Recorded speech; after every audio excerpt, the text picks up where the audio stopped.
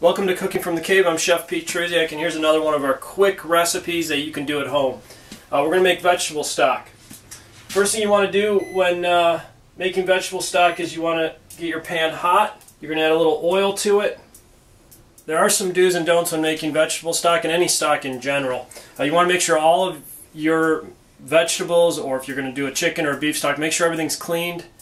You can use the scraps, but make sure you wash them. So the skins of onions, that's fine. That's going to give you more color.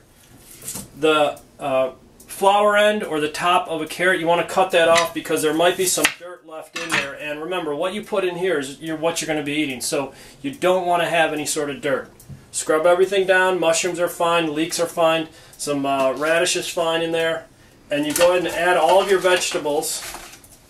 And remember, your pan's going to be hot, so you're going to sweat these vegetables. And you're going to sweat them until they develop some color. Alright, so when we talk about sweating, what we're looking for is the vegetables to release any sort of water, and in that water is going to be their flavor. And we're going to let them caramelize a little bit and develop some color. So just keep stirring them around for about 2 to 3 minutes, and then we can add our water. Alright, so our vegetables are nice and sweated down. I'm going to go ahead and add the water.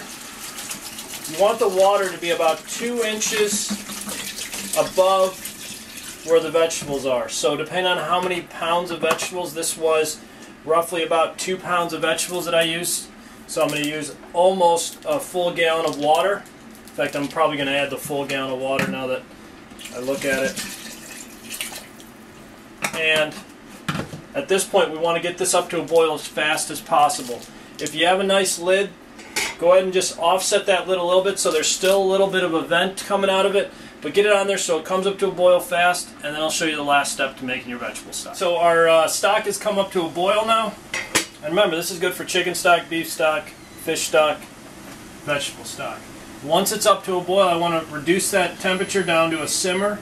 So all I'm going to see is maybe one bubble breaking the surface here and there, not at any sort of regular pace.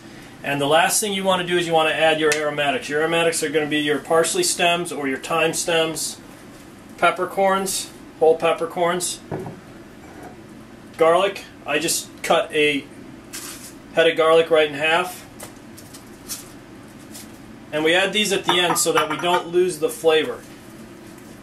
If you cook parsley or garlic at any extended period of time, you'll notice that their flavors kind of die out and you lose that. So I add it at the end of this, and now I'm going to cook it for another 30 minutes. We'll shut it off, strain it, and we'll have our vegetable stock. Alright, so our stock has been going now for about 30 minutes. We're going to strain it, and what I'll do is I'll actually just get a nice big ladle, get another bowl, and I'll drop it into my strainer. And from here, just, you can grab all the vegetables, it's fine. There's no reason to work your way around them. And the smell's great. The color is awesome. And what you do after this strain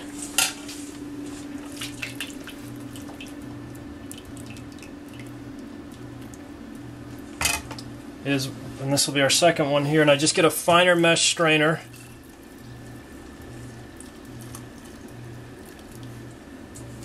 And you can see that great color.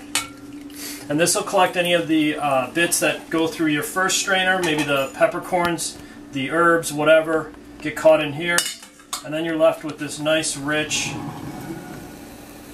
stock. And I'll just keep doing that till I finish it up. I'll probably get at the end, remember we started with 1 gallon of water, I'll probably get about 3 quarts of stock when it's all said and done. Make sure you try this recipe out at home for you and your family. This will enhance the flavor of your foods, from rice, from couscous. You want to make a quick sauce out of this, go right ahead, and this will be great for your soups. So thanks again for joining us at Cooking from the Cave. We'll see you soon.